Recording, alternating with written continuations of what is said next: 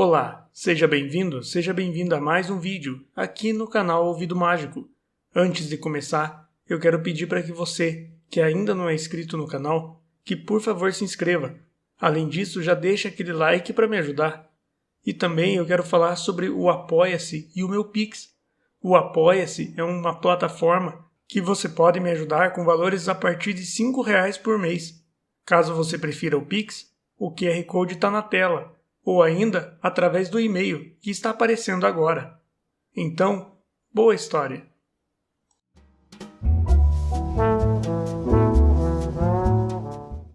O Monstro, de João do Rio. Ah, eu sou um monstro. Palavra? E um monstro, meus amigos, que pode confessar os seus apetites sem correr o risco de poder contemplar o mundo através das grades de um cárcere. Eu sou um infame. Ditas estas palavras, Luciano de Barros estendeu-se, desalentado, no divã e soprou para o ar o fumo do charuto.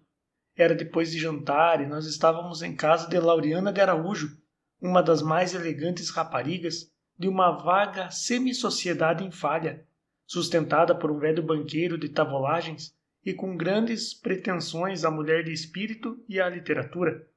Os jantares eram sempre excelentes, o maître d'hôtel irrepreensível, os serviços lindos, e bem se podia notar naquele ambiente, onde o velho banqueiro tinha o bom gosto de não aparecer, que Lauriana de Araújo sabia escolher com arte uma roda de homens citável. Havia nomes da academia, nomes da alta elegância, o creme das duas casas do parlamento e sempre as altas figuras em trânsito propagador.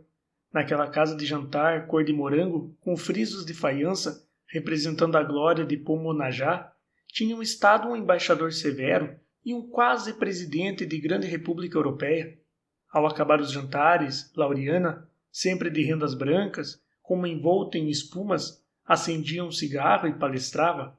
Os homens recostavam-se nos divãs e posavam. De vez em quando tocava-se piano. Quase sempre, entretanto, na varanda guarnecida de jasmins, ouvia-se um septuor de instrumentos de cordas.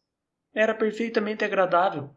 Ninguém ignorava que a anfitriã amável realizara já uma grande fortuna e que sabia, como ninguém, liquidar em seu proveito o dinheiro alheio sem estrépitos escandalosos. Só como amante de um ministro, obtendo concessões entre beijos, no espaço de 3 meses, arranjara 500 contos. Farsista! Tu, infame, não passas de um ingênuo.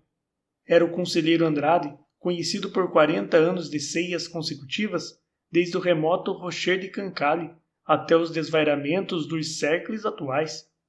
Eu, ingênuo? Pois então, um infame nunca diz o que é. Conforme. Afinal, intervinha Lauriana, o Luciano disse que era um monstro quando eu perguntava como compreendia o amor. O Luciano é sempre bizarro. Vai dizer para aí alguma barbaridade e liquida a infâmia. É impossível, minha amiga, porque sou eu o dedicado servidor e servidor sem interesse de todas as mulheres? Nunca ninguém me perguntou e, entretanto, é apenas por um permanente e cruciante remorso.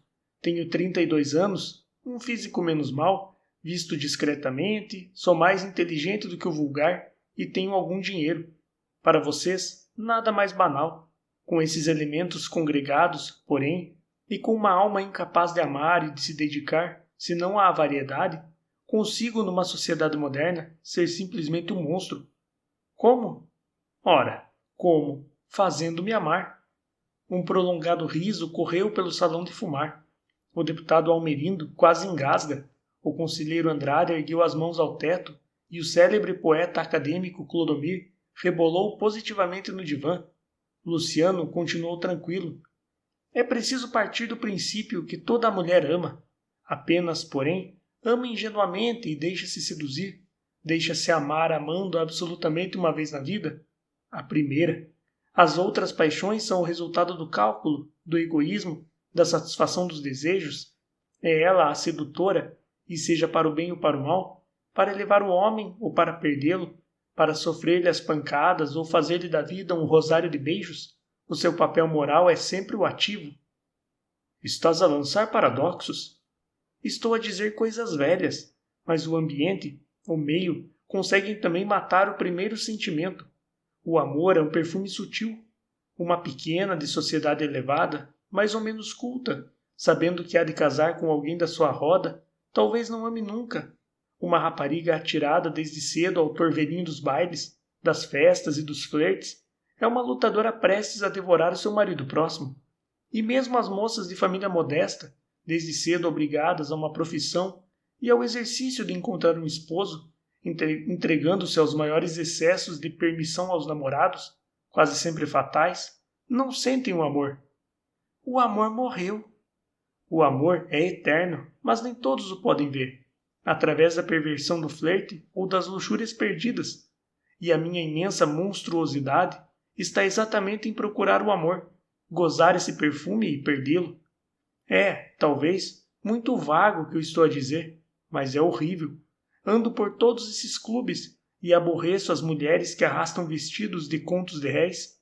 Percorro os bailes e os raúts com medo dos fliteuses. Frequento as caixas de teatro e em cada mulher que se pende para mim, sinto a falsificação. Que fazer? Percorrer os meios humildes e descobrir pobresitas e sem nada, as crianças que ainda não amaram?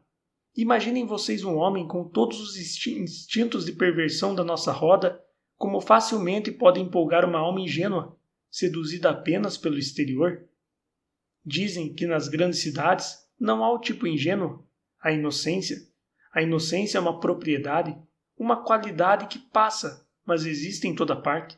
Nas classes mais pobres, nos meios mais miseráveis, é que se encontra mais a flor da inocência, exposta ao vendaval e guardando o perfume por um prodígio. Desfolhar essa flor violentamente, como um sátiro, não é crime, é instinto.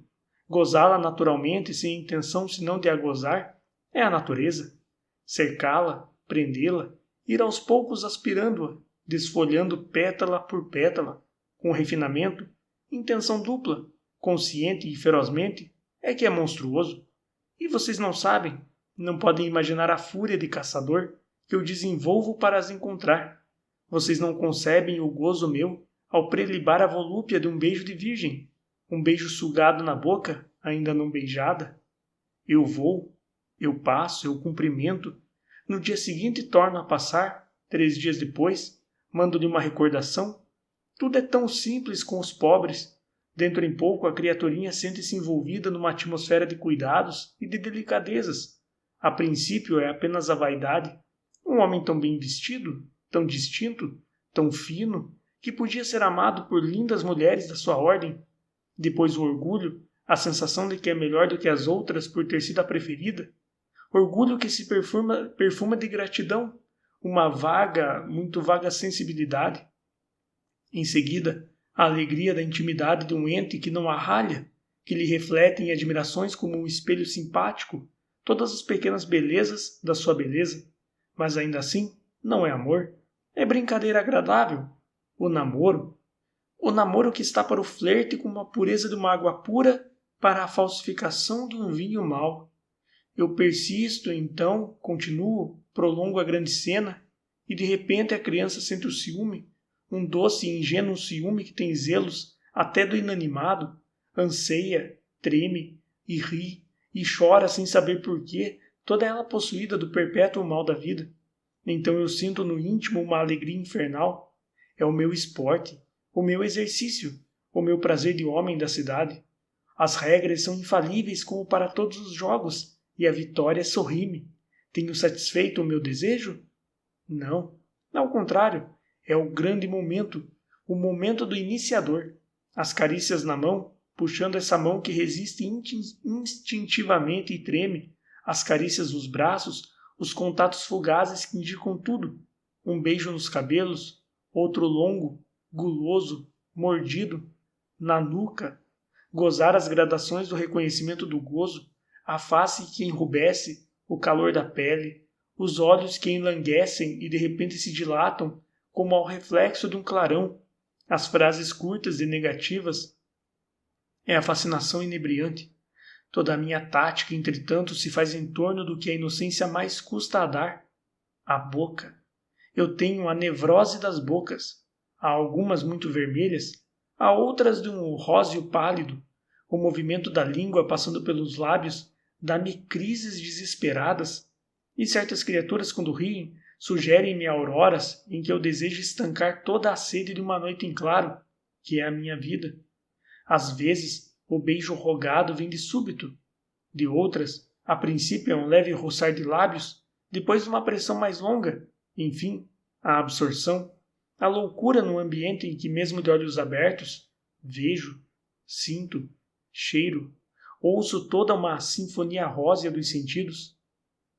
Na roda, os cavalheiros pareciam um pouco nervosos, e Lauriana batia o leque de sândalo.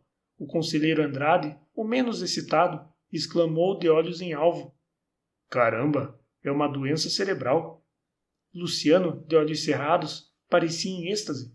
Então o poeta indagou: "E o que fazes depois?" "Que faço? Aí tens tu o meu horror. Fico com uma grande dó da criança, acaricio-a ainda mais, envolvo-a na jura de um amor infinito, chorando a frieza do meu coração, incapaz de amar uma só criatura há mais de 6 meses. E é o mês dos sofrimentos, em que a vida se me faz dilema. Ou casas com essa rapariga para abandoná-la, ou, se a levas contigo sem o casamento, cometes o crime ainda maior de perder-lhe a honra." Então, no silêncio do quarto, pensando nela, vendo-a a todo instante, soluço, choro, deploro-me, escorcho a alma com a violenta ideia de achar um pretexto para não perdê-la. O amor, porém, o amor verdadeiro, é um breve perfume da virgindade. É senti-lo e é partir. Eu me debato, mas para que serve? Algumas desvairadas têm vindo até o desenlace e estão por aí. Outras eu perco de vista, aos poucos, porque mais adiante outras parecem-me ainda em botão. Não é muito bonito, mas nada tem de ofensivo. Achas? Há 40 anos, sem psicologias malsãs, seria apenas um bandoleiro. Agora, com essa mania de análise das próprias sensações, é que te julgas um monstro? Luciano de Barros deitou fora o charuto que se lhe apagara entre os dedos. Infelizmente, nós somos levianos. Nós, os homens. Eu entomo dessa grave e doloroso sentimento. Que sou eu? Um homem que borboleteia a sua perversão pelos botões entreabertos da vida? Até é bonito. E quem uma vez sentiu a delícia deliciosa de uma boca virgem que se entrega pela primeira vez, deve ter de mim inveja. Mas, se eu me sinto infame? Ainda agora venho de um caso assim. Era uma pequena de 15 anos, alegre como um pássaro. O seu riso lembrava um chureiro e sua boca cheirava a rosa. 3 meses depois, sincera, nobre, pura, ela amava. Amava sem interesse, apesar de paupérrima, sem nunca ter recebido uma dádiva que não fosse inteiramente inútil. Dera-lhe o meu nome, mas ignorava o que eu era, onde morava, qual o meu modo de vida. Amava como se ama aos 15 anos, cegamente, e eu tinha essa sensação meio triste, meio ridícula de me saber amado com um encanto de sonho. Que era ela? Um personagem de conto? Que era eu? O príncipe? A crise do amor na estufa preparada por mim floriu. Talvez eu mesmo estivesse mais apaixonado do que parecia. Propus-lhe a fuga, o rapto. Resistiu com o seu fundo honesto, tanto que lhe propus casamento. Ela sorriu entre lágrimas, erguendo os 2 olhos grandes, negros. Não sabes o que dizes? Somos de condições tão diferentes. Isso é impossível. Mas então, o que queres? Nada. Não quero nada. Coisa nenhuma. Eu voltei e continuei a vê-la, mas insensivelmente. A minha lamentável alma sentia a necessidade do afastamento, querendo conservá-la. Ela continuava tal qual, iluminando o semblante quando me via. Certa vez disse-me: "Às vezes, quase não tenho coragem de voltar a casa, com medo de me matar." "Vem comigo, então?" "Não, já hoje chorei tanto." Eu gozava aquele martírio por minha causa, aquela inocência perturbada pela minha figura. Há 15 dias não havia à janela. Passei no outro dia e interroguei a vizinhança. Tinham-na levado os padrinhos por causa de umas crises de choro que a definhavam. E eu estou na agonia, a pensar nessa criatura pura e doce. Dom João, sossega. Hás de ver a pequena casada, como as outras. Ou perdida, sentenciou grave Laureana. Luciano ergueu-se, consertando a gravata branca. Ou talvez morta, porque já tem acontecido. Então, a linda Laureana sorriu com infinita tristeza. Mas não te julgues com esse exagero de análise e de pretensão. O único monstro, meu caro amigo. A cidade está cheia desses defloradores do amor. A vida é uma luta de sexos. Há criaturinhas que morrem ceifadas em betão, depois de levemente aspiradas pelos intelectuais gastos como tu. Há outras, porém, que resistem e ficam como eu. Houve um prolongado silêncio. Ninguém rira, e só Luciano de Barros, muito pálido, diante de um grande espelho, parecia pasmo da própria fisionomia. Fora, o Septur tocava uma valsa lenta entre os jasmins.